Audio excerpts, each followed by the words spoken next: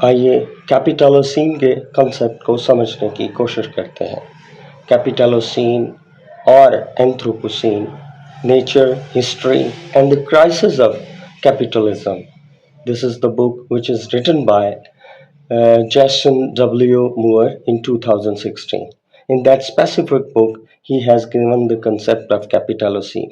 کیپیٹالوسین کو سمجھنے کے لیے ہمیں تھوڑا سا پیچھے جانا پڑے گا، کیونکہ انہوں نے کیپیٹالوسین اور اینتھروپوسین کو ایک دوسرے کے آمنے سامنے رکھ کر سمجھانے کی کوشش کی ہے۔ اینتھروپوسین کو سمجھنے کے لیے بھی ہمیں ہولوسین کے تصور کو مد نظر رکھنا ہوگا۔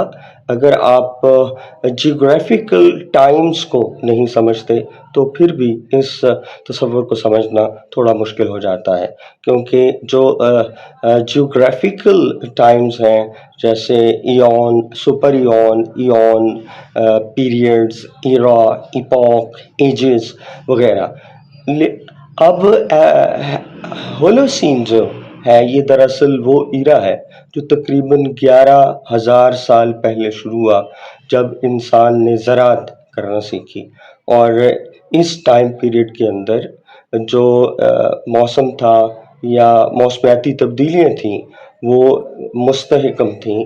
بہت بڑی موسمیاتی تبدیلی جو تھی وہ وقوع پذیر نہیں ہوئی، لیکن پھر انسان ترقی کرتا رہا، اس نے شہر بسائے، اربنائزیشن ہوئی، سائنٹیفک ریولوشن آیا، انڈسٹریلائزیشن ہوئی، اور اس کے نتیجے میں جو کلائمیٹ چینجز تھے وہ آبزرو ہونا شروع ہو گئے۔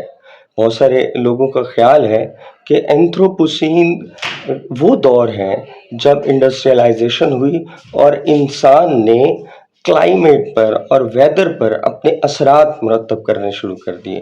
دوسرے لفظوں میں ہم کہہ سکتے ہیں کہ ہیومن بینگز کا ایکولوجی کے اندر انٹرونشن جب سے ہونا شروع ہوا، سو اس عہد کو ہم اینتھروپوسین کہہ سکتے ہیں۔ لیکن بہت سارے ماہرین اس کے اوپر اتفاق نہیں کرتے، خاص طور پر کرٹس نے اس ٹرمز کو 1950s کے بعد کی جو صورتحال ہے اس حوالے سے سمجھانے کی کوشش کی ہے۔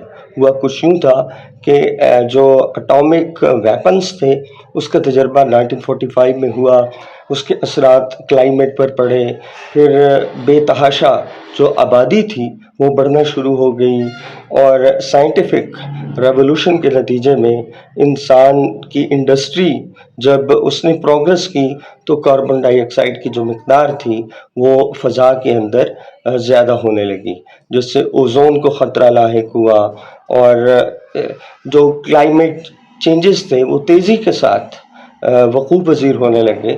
تو اس دور کو لے کر آج تک کا جو دور ہے اس کو اینتھروپوسین کہا گیا۔ لیکن مور یہ کہتے ہیں کہ جو یہ خیال کیا جاتا ہے کہ انسان جو ہے اس نے ایکو سسٹم کو ڈسٹرب کیا ہے، یہ غلط ہے۔ دراصل انسان اس کا ذمہ دار نہیں ہے، اس سے زیادہ ذمہ دار جو ہے وہ اس کا اکانومک سسٹم ہے۔ جس اکانومک سسٹم کے اندر ہم لیو کر رہے ہیں وہ انسان کو مجبور کرتا ہے کہ ہم نیچر کو بطور پروڈکٹ لیں، اس کو کموڈیفائی کریں، اس کو بطور را مٹیریل استعمال کریں۔ تو اس کے نتیجے میں اس کے ساتھ جو انسان کا پہلے ایک نیچر اور انسان کے مابین رشتہ جو تھا وہ ایتھیکل بیسس کے اوپر کھڑا تھا، وہ اب پروفٹ میں تبدیل ہو چکا ہے۔ سو یہ انسان جو ہے وہ اس کا ذمہ دار نہیں ہوتا، وہ انڈسٹریلسٹ، وہ کیپیٹلسٹ جن کے پاس انڈسٹری ہے، جن کے پاس اختیار ہے، اور جو فیصلے کرتے ہیں اس سسٹم کے اندر رہتے ہوئے، جس سسٹم کو انہوں نے رائج کر رکھا ہے، دراصل وہ اس کا ذمہ دار ہے۔ سو کیپیٹلزم کو چونکہ وہ ذمہ دار ٹھہراتا ہے، سو اس لیے اس نے یہ ٹرم کیپیٹلوسین جو ہے وہ ہمیں متعارف کرائی ہے۔ امید ہے کہ آپ کو کیپیٹلوسین کا تصور جو ہے وہ سمجھ آ گیا ہوگا۔